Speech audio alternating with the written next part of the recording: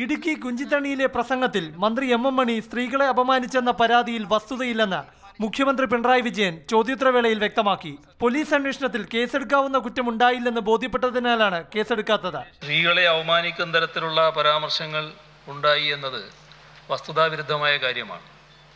അതുകൊണ്ട് തന്നെ അതുമായി ബന്ധപ്പെട്ട് മറ്റു തരത്തിൽ ഒരു കേസ് എടുക്കാൻ കഴിയുമായിരുന്നില്ല. ദേവികുളം സബ് കളക്ടറുടെ കാൽ തല്ലിയൊടിക്കുമെന്നും ഊളംപാറയ്ക്ക് അയക്കുമെന്നും പറഞ്ഞ മന്ത്രി എം മണിയുടെ നടപടി ശരിയാണോ എന്ന ഷാഫി പറമ്പിലിന്റെ ചോദ്യത്തിന് ഉദ്യോഗസ്ഥനെ പരോക്ഷമായി കുറ്റപ്പെടുത്തുന്നതായിരുന്നു മുഖ്യമന്ത്രിയുടെ മറുപടി.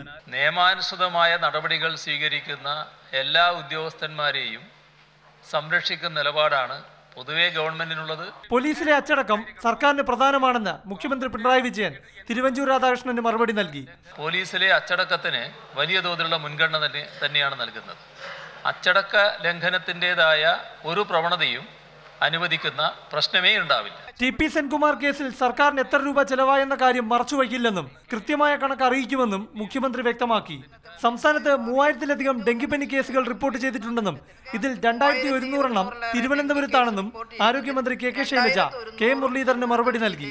അതിന്റെ ഏറ്റവും ഭീമമായ ഭാഗവും കോർപ്പറേഷനിലാണ്. മാതൃഭൂമി ന്യൂസ്, തിരുവനന്തപുരം.